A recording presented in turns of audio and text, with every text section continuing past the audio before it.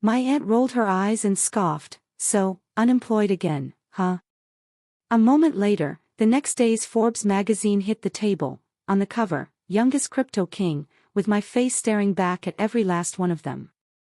Can you imagine being told you're a failure, constantly dismissed by your own family, only for a global magazine to declare you a crypto king the very next day? It sounds like something out of a movie, but this is my story.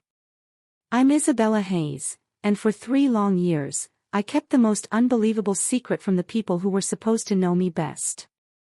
They called me unemployed. They laughed. They had absolutely no idea. In the Hayes household, success wasn't just a goal, it was a sacred, ironclad covenant. Measured in corner offices, prestigious job titles, and legacy, never by raw passion or true innovation. Every year, at our sprawling summer dinner, the ritual was painfully the same. Unemployed again, Isabella. My Aunt Vivian's voice would cut through the table chatter like a perfectly sharpened knife, a mocking gleam in her eyes. What my family didn't know was about to hit them like a freight train. Before I tell you exactly how their jaws collectively hit the polished mahogany when they saw my face staring back from Forbes's cover, drop a comment below and tell me where you're watching from. And if you've ever been underestimated by the very people who should believe in you most, please hit that subscribe button. The Hayes family isn't just a family, it's an institution. Hayes Financial has been a cornerstone of Wall Street since my grandpa Charles transformed his father's modest brokerage into an empire back in the 70s. Our Connecticut estate. It's less a home and more a monument to old money and even older traditions. Growing up, I learned that being a Hayes meant following a path carved in stone, elite boarding schools, Ivy League universities, and eventually, a corner office at Hayes Financial. My parents, Mom Eleanor and Dad Arthur, had my life mapped out before I could even walk. My mother, with her impeccably coiffed hair and a wardrobe full of designer suits, navigated the corporate ladder while maintaining the image of the perfect Hayes wife. My father, as CEO, embodied everything our name stood for: tradition, stability, and an unwavering belief in the established financial system. They weren't bad people. Just products of an environment so insular they couldn't see beyond the Hayes legacy. Isabella has such a sharp mind for numbers, my father would proudly tell colleagues at company events, his hand resting heavily on my shoulder. She'll make a fine addition to the risk assessment department once she finishes at Harvard. Never mind that I'd expressed zero interest in risk assessment, or even Harvard for that matter. Then there was my cousin Charlotte, Uncle Marcus's daughter, 2 years my senior. From birth, she was groomed to be the Hayes heir apparent. While other teenagers were discovering punk rock or their first crush, Charlotte was interning at Hayes Financial every summer, writing papers on market trends, and networking with board members at every family function. Charlotte closed her first major client account today. Uncle Marcus would announce at family dinners, beaming with pride. Youngest account manager to do so in company history. Uncle Marcus himself sat on the board with my father. Brothers by blood, rivals in the boardroom, they maintained a delicate facade of cooperation, constantly vying for greater influence for their respective branches of the family. He saw me as a disappointment. A Hayes who just didn't fit the mold. Such a shame Isabella doesn't have Charlotte's focus, he'd loudly declare to my father, ensuring I heard it from across the room. All that potential going to waste on computer games. My grandparents, bless their hearts, had different takes on my budding rebellion. Grandpa Charles, the company patriarch, watched me with a quiet curiosity whenever I tried explaining new technologies at family gatherings. Though he rarely intervened directly in my parents' plans, I sometimes caught a glimmer of understanding in his eyes. Grandma Rose, however, was the epitome of proper society. "Isabella, dear," she'd say, gently but firmly adjusting my posture. A Hayes woman must always present herself with dignity. This fascination with electronics is frankly unbecoming. But the most vocal critic always was Aunt Vivian. She married into the family, and perhaps to compensate for her outsider status, she was fiercely loyal to Hayes traditions.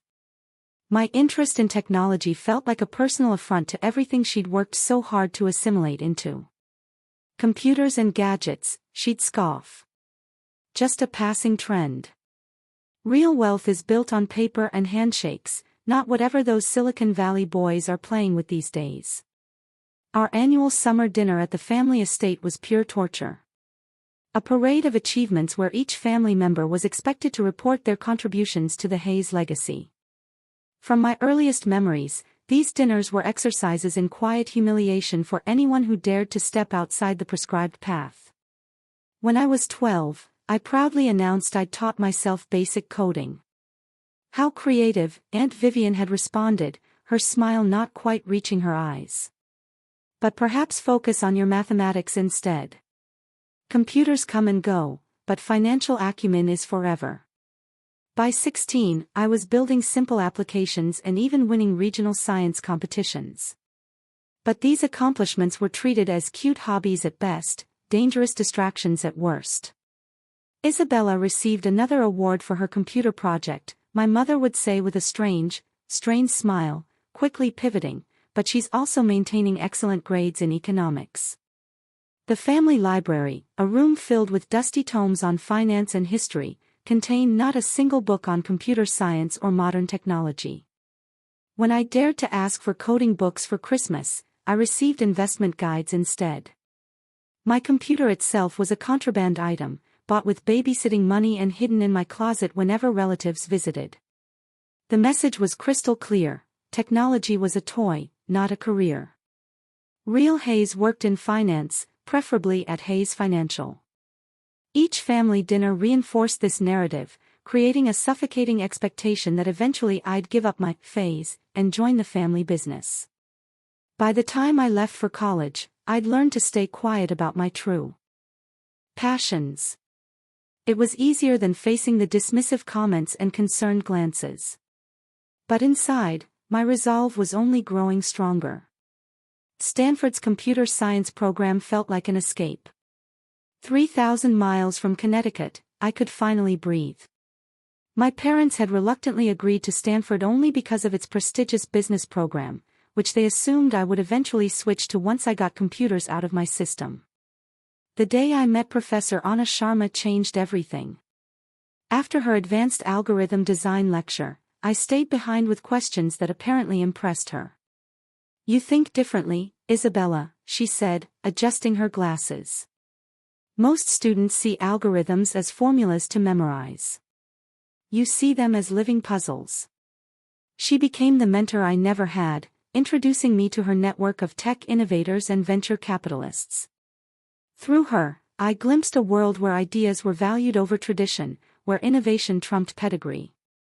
"Your family name might open doors in finance," Anna told me once, "but in tech, it's what you build that matters."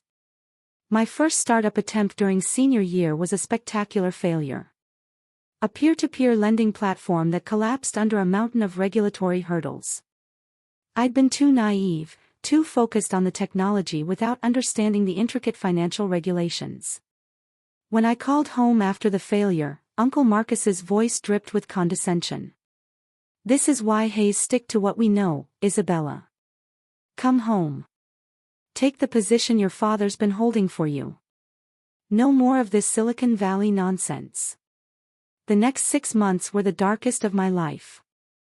I moved into a tiny shoebox apartment in San Francisco, barely leaving except for coffee and ramen. Depression clouded every waking moment as I questioned everything about my path. Had my family been right all along? The breakthrough came at 3 a.m. on a rainy Tuesday. I woke from a dream about my grandfather's vintage safe, the one he kept his most important documents in. In my dream, the safe was being hacked, but the alarm system was too outdated to respond properly. That's when it hit me.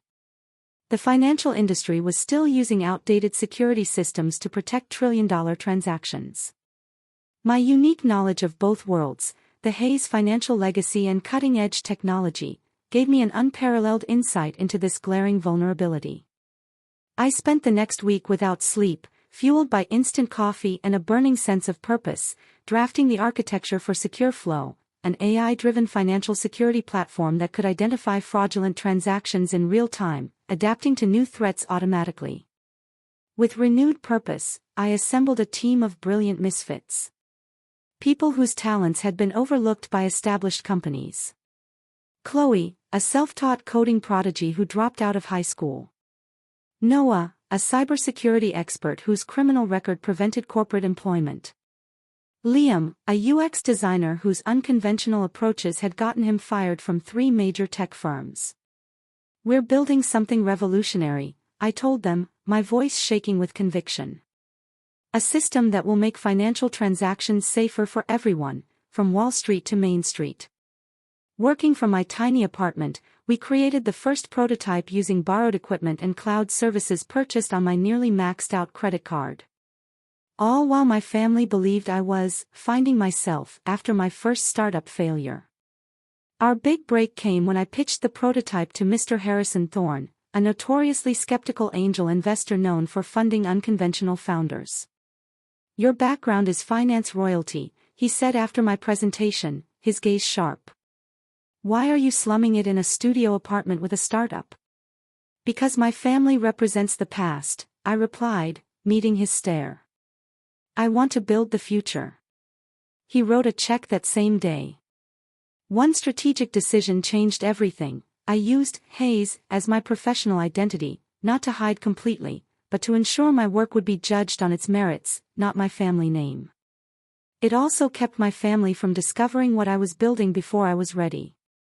Our series of funding round closed at an astonishing $18 million. News I certainly couldn't share at the next family dinner where Aunt Vivian asked if I was still playing with computer games. I just smiled and changed the subject. Secure Flow grew exponentially. Major banks, desperate for cutting-edge protection, began adopting our security protocols. The team expanded from 4 to 40, then 400. We moved from my apartment to a converted warehouse in Soma, then to a gleaming office tower in the financial district. Through it all, I maintained my privacy. Even as Secure Flow reached unicorn status, I kept a low profile, avoiding industry events and sending team members to accept awards. The few photos published showed only the back of my head or my profile in shadow. The call from Forbes came 3 years after that rainy night of inspiration. The reporter had pieced together that Hayes was Isabella Hayes of the banking haze. "We want to do a cover story," she said. "The secret crypto king revolutionizing financial security." After a long, silent pause, I made my decision. "I'll do it on one condition," I said, my voice firm. "Use my full name. Isabella Hayes. It's time for the truth." The photographer captured me standing in our office, the San Francisco skyline behind me, wearing jeans and a simple black turtleneck rather than a Hayes-approved designer suit. The headline they chose was perfect: Isabella Hayes, youngest crypto king, revolutionizing financial tech. The issue would hit newsstands the day after our annual family dinner. I drove my modest electric car through the imposing wrought iron gates of the Hayes estate, past the freshly manicured lawns and the fountain centerpiece that had been photographed for countless financial magazines. The mansion loomed ahead, Georgian architecture, 22 rooms, and enough family history to fill a museum. Mr. Davies, our family butler for over 30 years, greeted me at the door with the same formal nod he'd given me since childhood. "Miss Isabella," he said, taking my light jacket. "The family is gathered in the east drawing room." I smoothed my simple navy dress, expensive but intentionally understated, and took a deep breath. The double doors to the drawing room might as well have been the gates to an arena. "Isabella, darling." My mother rushed forward, her diamond earrings catching the light from the crystal chandelier. Her embrace was genuine but brief, a standard Hayes greeting. "We were beginning to think you'd missed dinner entirely." My father nodded from his position by the fireplace, a tumbler of scotch in hand. "Traffic from the city?" he asked, assuming I still lived in my Connecticut apartment rather than across the entire country. "Something like that," I answered vaguely. Uncle Marcus didn't bother with pleasantries. Heard anything from that headhunter I sent your way? Gregory Stevens, top fellow, places candidates with all the best firms. I've been busy with other projects, I replied. Projects don't pay the bills, he countered with a dismissive wave. Unless they've started paying for playing on computers these days. Cousin Charlotte approached, radiating confidence in her tailored Chanel suit, her diamond engagement ring prominently displayed. She air-kissed both my cheeks. Isabella, it's been ages. I've missed you at the industry mixers. Her smile tightened at the corners. I've just been made Senior Vice President of Client Relations. Youngest in Hayes history. Congratulations, I said, genuinely happy for her despite our complicated relationship. Charlotte closed the Peterson account last quarter, Uncle Marcus announced to the room. $15 million in new investments. Now that's carrying on the Hayes tradition. My grandmother approached slowly, leaning on her ebony cane. Her pearl necklace and perfectly styled silver hair were as much a part of her as her piercing blue eyes that missed nothing.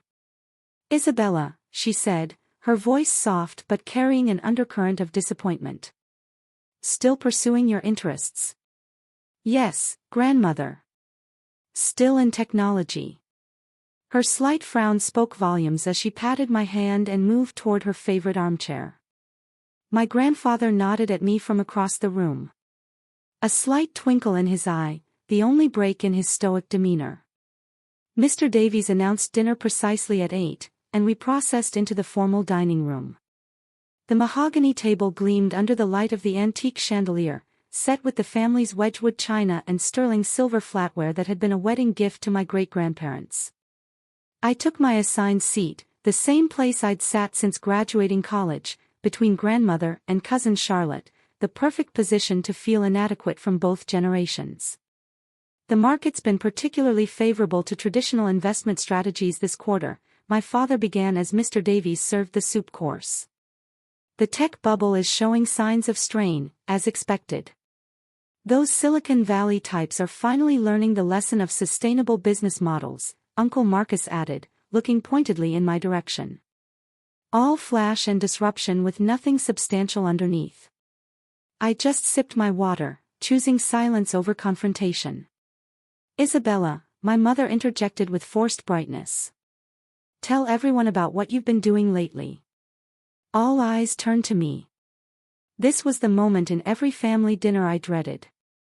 The spotlight on the Hayes who wasn't meeting expectations. I've been working on financial technology solutions, I said carefully. Still with that little startup that failed? Aunt Vivian asked, her voice dripping with false concern. No, I said, I've moved on to other ventures. Which company? Uncle Marcus pressed. Anyone we would know. It's still in development, I deflected. Charlotte jumped in with practiced smoothness. The innovation department at Hayes Financial is actually exploring some interesting technological applications. Nothing too disruptive, of course, just enhancing our traditional services. That's the sensible approach, Aunt Vivian nodded approvingly. Use technology as a tool, not a replacement for proven methods. The conversation shifted seamlessly to Charlotte's recent industry recognition and my cousin Julian's new position at Goldman Sachs. I focused on my perfectly prepared duck confit, nodding at appropriate intervals. Isabella was always so bright, my mother said during a lull. She just needs to find her footing. At 28, I had already managed my first fund, Uncle Marcus reminded everyone. It's about focus and commitment to excellence. Different times, Marcus, my grandfather said quietly. Different world now. Some things don't change, Aunt Vivian countered. The principles of success remain constant.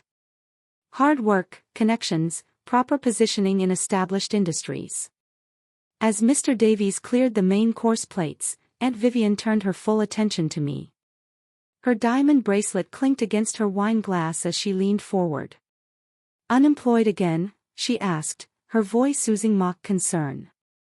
At your age, I was already on the board of 2 companies and had organized the Hayes Foundation Gala 3 years running.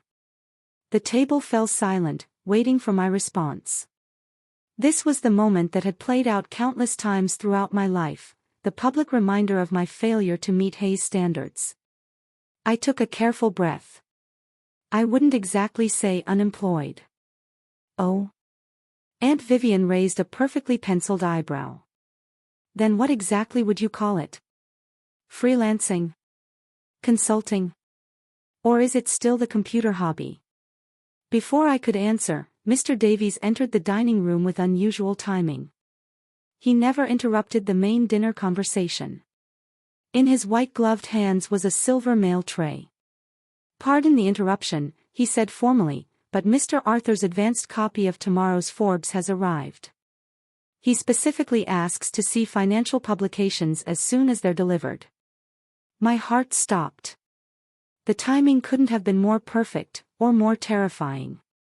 3 years of secrets were about to be exposed in the most dramatic way possible. Mr. Davies approached my father with the silver tray, the glossy cover of Forbes facing down, as was customary.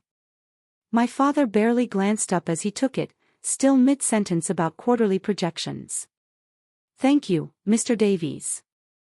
As I was saying, the conservative approach has once again proven." He flipped the magazine over and froze. The words died in his throat as he stared at the cover. The silence extended for 1 second, then 2, becoming increasingly noticeable until the entire table turned to look at him. "Arthur," my mother questioned, her voice laced with concern. "Is everything all right?" My father's face had drained of color. His mouth opened, closed, then opened again, but no words came out. Instead, he slowly turned the magazine around for everyone to see. There I was, standing confidently in front of floor-to-ceiling windows overlooking San Francisco Bay, arms crossed, wearing my signature black turtleneck and a subtle smile. Above my image, the bold headline proclaimed, "Isabella Hayes, youngest crypto king, revolutionizing financial tech." The silence around the table was absolute. Not even the clink of silverware broke the sudden vacuum of sound. My mother's water glass slipped from her fingers, spilling across the white tablecloth, but drawing no reaction. Uncle Marcus reached for the magazine with trembling fingers. This must be. He couldn't complete the sentence as his eyes darted between the cover and my face. Cousin Charlotte leaned over his shoulder, her complexion paling to match the tablecloth. "Secure flow?" she whispered. "Hayes. You're the Hayes." My grandmother's teacup clattered against its saucer. "Isabella, explain this immediately." Aunt Vivian's mouth opened and closed like a fish out of water. For once in her life, she was completely speechless. My father finally found his voice. "Is this some kind of joke? Some mock-up you've created?" I took a deep breath. After 3 years of hiding, of deflecting questions, and enduring condescension, the moment had arrived. Not as I'd planned, but perhaps exactly as it needed to be. "It's real," I said, my voice steady. "The magazine hits newsstands tomorrow. Secure Flow is my company. I founded it 3 years ago." "Secure Flow," my father repeated, his voice barely a whisper. "The security system that First National just implemented across all their branches." "That's Secure Flow," I nodded. "Along with 17 other major financial institutions, including 3 international banks. We're currently valued at just over $4 billion. My mother's hand flew to her pearl necklace. $4 billion. "And you own it?" Uncle Marcus asked incredulously. "All of it. I maintain majority ownership," I explained. 63% to be exact. The rest is held by our early investors and employee stock options. Grandma Rose pressed a hand to her heart. "You're telling us you've been building a technology empire while we thought you were unemployed?" "Yes." "But why the secrecy?" my mother asked, hurt evident in her voice. Why not tell your own family? I looked around the table at the faces that had shaped my life. The same faces that had dismissed my passion as a hobby, my ambition as a phase, my vision as a fantasy. Would you have understood? I asked quietly, my gaze sweeping across them. Would you have supported me? Or would you have told me, as you always have, that technology is just a trend, that real success comes from following the Hayes path? No one answered. The truth hung heavy in the air between us. Grandpa Charles suddenly let out a deep, rumbling laugh that startled everyone. It built from a chuckle to a full-bodied roar that made the crystal glasses vibrate. Magnificent, he declared, slapping the table. Absolutely magnificent. He turned to me, a proud glint in his eye. A Hayes through and through, but on your own terms. He raised his wine glass toward me. To Isabella, who understood that tradition without innovation is just stagnation. The silence broke like a dam. Everyone began speaking at once, questions tumbling over each other. How did you start? When did you? Why didn't you? How much is the company worth? I held up a hand, and to my surprise, they fell silent. Something had shifted. The family power dynamic had irrevocably changed. I'm happy to explain everything, I said. But first, I want to be clear about something. I didn't build SecureFlow to prove you wrong or to earn your approval. I built it because I believed in the vision, because it was what I was meant to create. My father nodded slowly, a complex mixture of pride, confusion, and regret crossing his features. We have a lot to talk about. Yes, I agreed. We certainly do. Dinner was forgotten. Mr. Davies discreetly directed the staff to clear the barely touched desserts as my family moved en masse to the grand living room, the Forbes passing from hand to hand like a sacred artifact. It says here you developed a proprietary algorithm that can detect fraudulent transactions with 99.8% accuracy. Uncle Marcus read aloud, his voice tinged with disbelief. That's unprecedented in the industry. The core technology uses a neural network that learns from patterns across millions of transactions, I explained.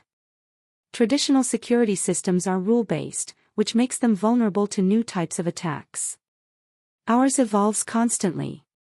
My father paced by the fireplace, occasionally stopping to glance at me with new eyes. You understand what this means for the industry, don't you? This could completely transform how financial institutions approach security. That's the idea, I said.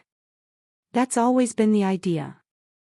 I always knew you had potential, Uncle Marcus declared, conveniently forgetting years of dismissive comments. Hayes have business in their blood after all. Though I must say, technology wasn't where I expected you to apply it. I couldn't help but smile at the revisionist history unfolding before me. Really? That's not how I remember our conversations about my career choices. He had the grace to look slightly embarrassed. Well, perhaps I was traditional in my thinking.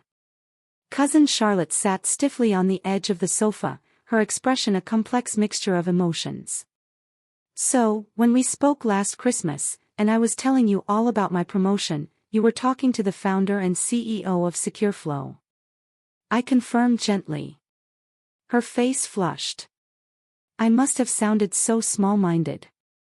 You sounded passionate about your work, I corrected her. There's nothing wrong with that. My mother sat beside me, occasionally touching my arm as if to confirm I was real. I don't understand why you couldn't tell us, Isabella. We're your family. Would you have understood, Mom? Be honest. 3 years ago, if I'd said I was turning down the Hayes financial position to start a tech company in San Francisco, what would you have said? She looked down at her hands. I would have thought you were making a mistake. You all would have, I said, looking around the room, and you would have tried to talk me out of it. Worn me down, made me doubt myself. I needed to do this on my own terms. But we could have helped you, my father insisted. Provided connections, capital. I didn't want Hayes connections or Hayes capital, I interrupted. I wanted to succeed or fail based on my own merit, not my last name. A silence fell over the room as they absorbed this concept, so foreign to the Hayes way of doing things. Aunt Vivian, who had been uncharacteristically quiet, finally spoke. Well, I've always said Isabella had a unique way of looking at things. Her attempt to align herself with my success was so transparent, I almost laughed. Have you? I asked innocently. I seem to recall you saying my computer hobby was a waste of time that would never amount to anything. Her smile tightened.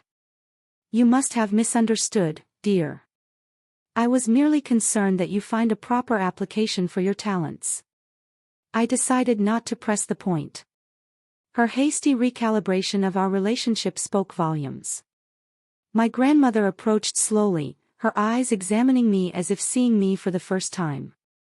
I would very much like to see this office of yours someday, Isabella, she said. To understand what you've built. The request surprised me. I'd like that, grandmother. Around me, family members were pulling out their phones, searching for secure flow online. Their expressions changed as they discovered articles, valuations, and industry awards I'd never mentioned. You were named Technology Innovator of the Year last fall, my cousin Julian exclaimed. There was a ceremony and everything. I sent my CTO to accept, I explained. I wasn't ready to go public then. Your company's valuation is. Uncle Marcus stared at his phone in disbelief. This can't be accurate. $4.2 billion. At our last funding round, I confirmed, though that's likely to increase after tomorrow's article. My father collapsed into his favorite leather chair. My daughter is a billionaire, he said to no one in particular. A billionaire who I've been pestering to take an entry-level position at Hayes Financial.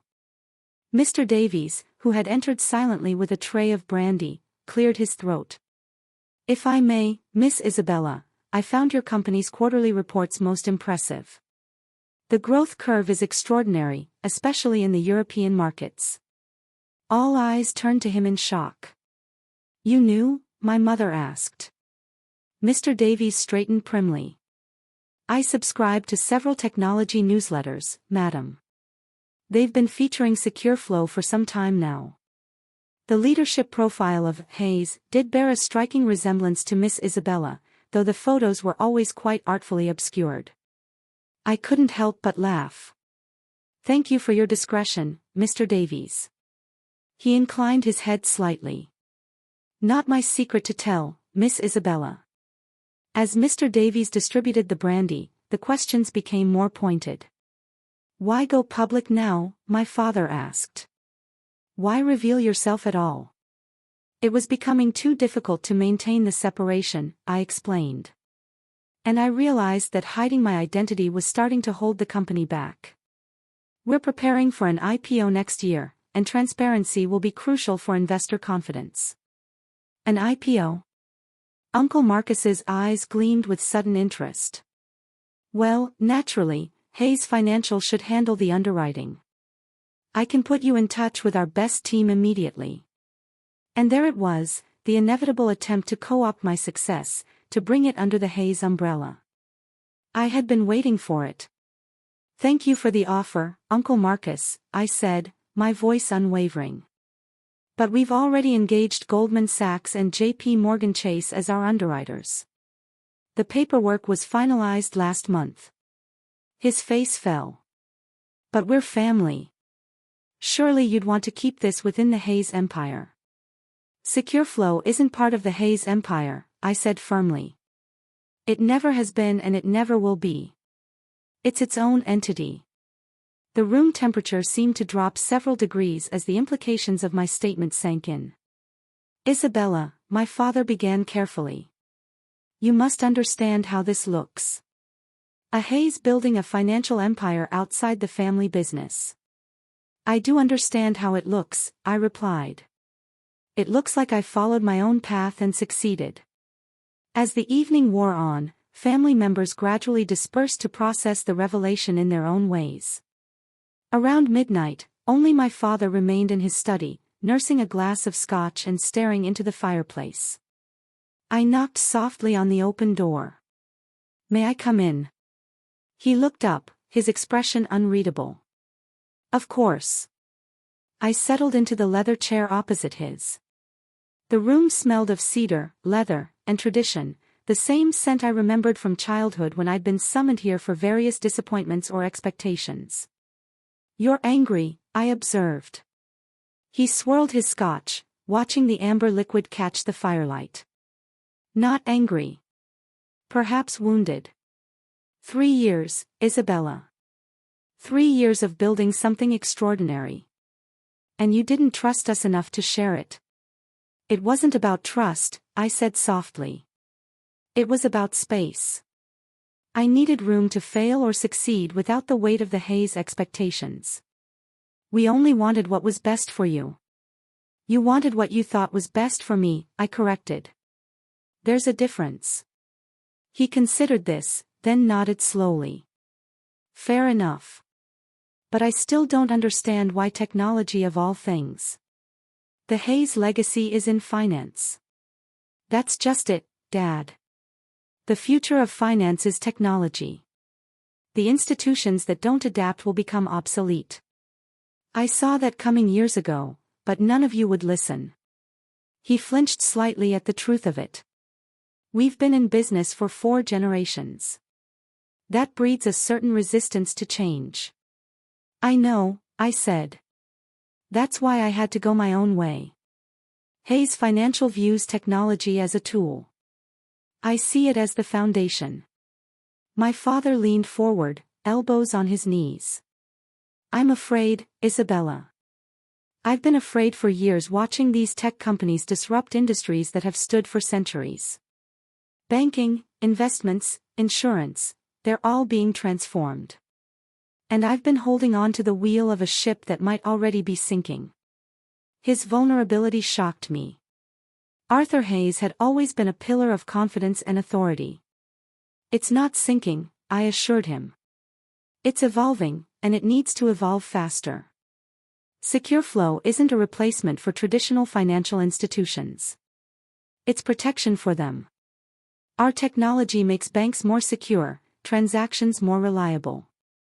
"So, you're not trying to make Hayes Financial obsolete?" he asked with a hint of a smile. "I'm trying to make sure it has a future," I replied. "The financial world still needs the expertise and relationships that firms like yours provide, but they need to be built on a technological foundation that can withstand modern threats." He nodded thoughtfully.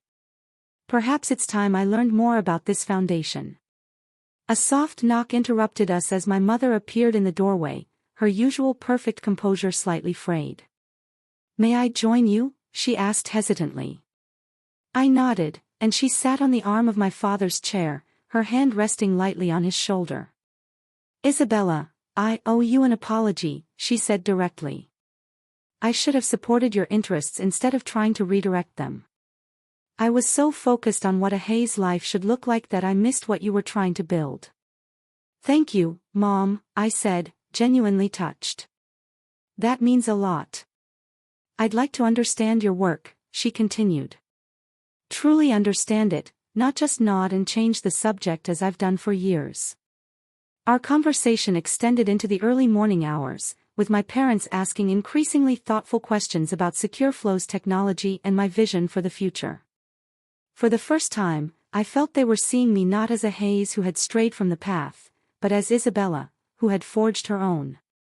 The next day brought a succession of one-on-one conversations with family members, each revealing different capacities for growth and understanding.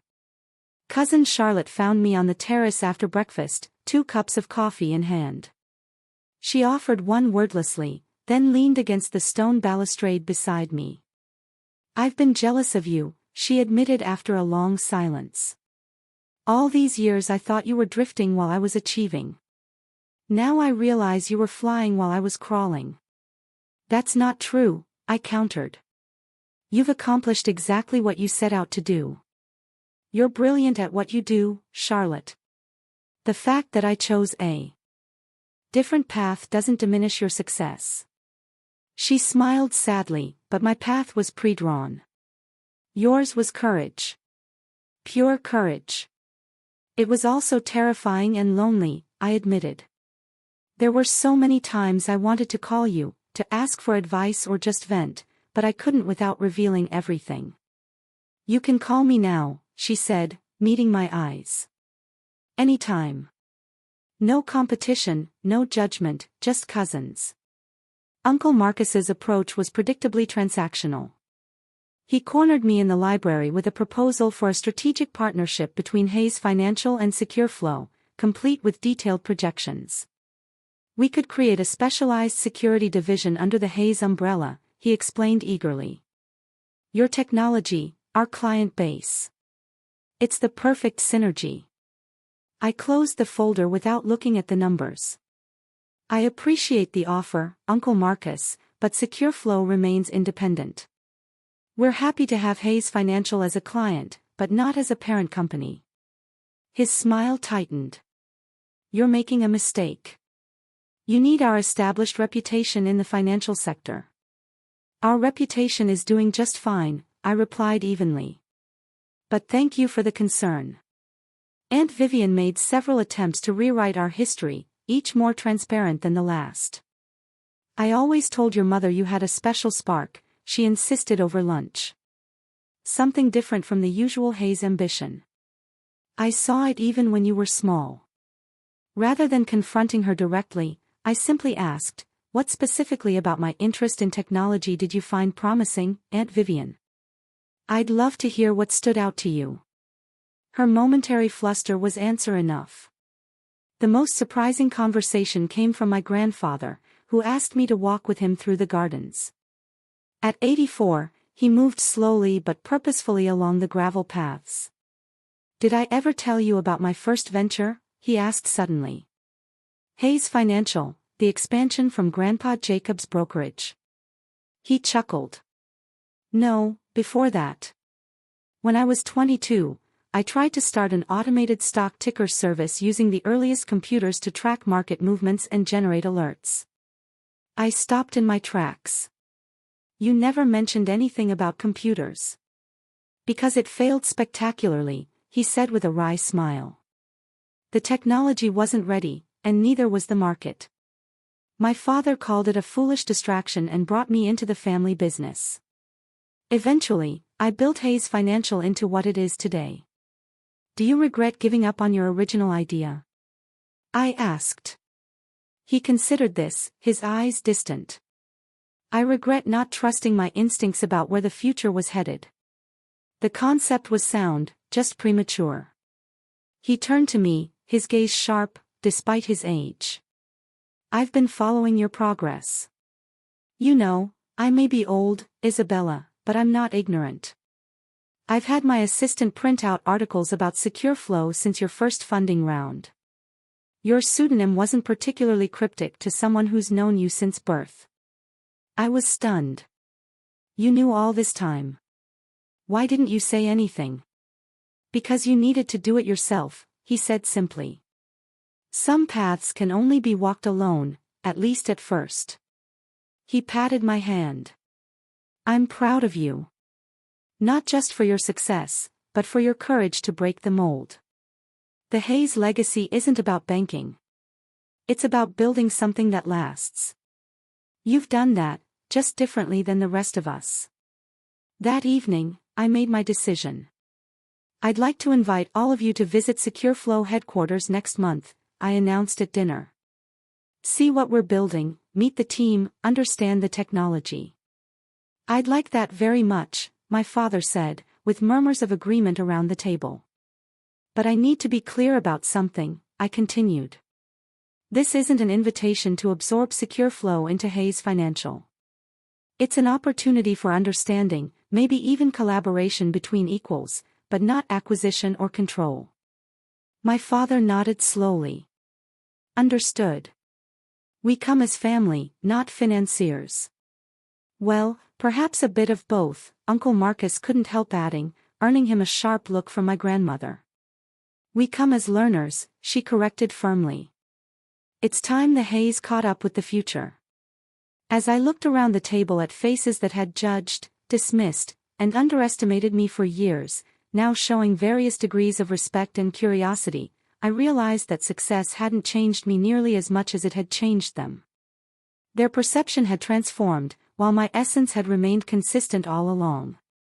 I had wanted their approval for so long, only to discover that what I really needed was my own confidence, something I built alongside secure flow, brick by brick, code by code. 6 months after the Forbes revelation, I hosted the Hayes family's first ever West Coast dinner at my San Francisco penthouse.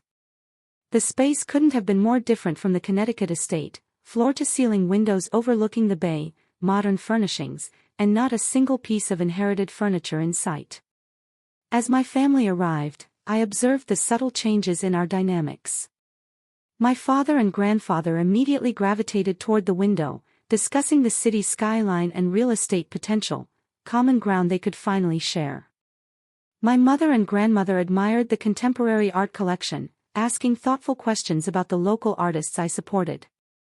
Even Uncle Marcus had moderated his approach, though he couldn't resist mentioning potential synergies between our companies at least once an hour. Secure Flow's European expansion is moving faster than projected, I explained as we sat down to dinner, a casual farm-to-table experience rather than the formal service they were accustomed to. We've opened offices in London, Berlin, and Stockholm in the last quarter. The Frankfurt Banking Consortium signed on last week, my COO Maya added.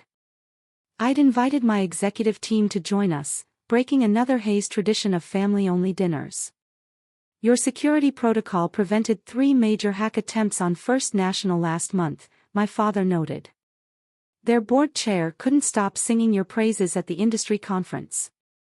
The system works, I said simply. That's what matters. The conversation flowed with surprising ease between tech discussions and family stories, business projections, and personal updates. The rigid boundaries of Hayes' dinner conversation had softened, allowing for a blend of professional and personal that felt truly natural. After dinner, cousin Charlotte joined me on the balcony, both of us watching the fog roll in beneath the Golden Gate Bridge. I've been thinking about your approach, she said thoughtfully. The way you built something completely new instead of trying to change the existing structure. She turned to me, a tremor of excitement in her voice. I'm launching an innovation division within Hayes Financial. Father finally approved it last week. We'll focus on integrating emerging technologies into our traditional services. I smiled. That's fantastic, Charlotte. Genuinely. It's small compared to what you've built, she said with a self-deprecating laugh. It's not about size, I countered. It's about impact. You're changing Hayes Financial from within, which might be even harder than what I did. Back inside, I found my parents and grandparents examining the digital wall, displaying Secure Flow's global security monitoring, a real-time visualization of our system protecting financial transactions worldwide. It's beautiful, my mother said softly. Like a constellation of safety. That's exactly how I see it, I replied, surprised by her perception. My grandmother took my hand. I was wrong, Isabella. We were all wrong to try to force you into the traditional Hayes mold. Sometimes the greatest respect for legacy is to reimagine it. Over the past 6 months, the partnership between Hayes Financial and Secure Flow had evolved into something I hadn't anticipated. A genuine collaboration that benefited both companies. My father had embraced the technological transformation with unexpected enthusiasm, becoming an advocate for digital security within the traditional banking community. The Hayes name now represented both tradition and innovation, established practice and cutting-edge technology, a bridge between financial worlds that others were rushing to cross. Not every relationship had healed completely. Aunt Vivian still made occasional comments about lucky timing or riding the tech wave, unable to fully acknowledge that my success came from vision and persistence rather than fortunate circumstances. Some wounds were too deep, some patterns too ingrained to change entirely. But I had learned to accept this imperfect reconciliation. I no longer needed universal approval from my family, a freedom more valuable than any business success. As the evening wound down, my grandfather asked for everyone's attention, raising his glass in a toast. To Isabella, he began, who taught this old financial family the most valuable lesson of all, that innovation without tradition may be brilliant, but tradition without innovation is doomed. You've honored the Hayes legacy by redefining it.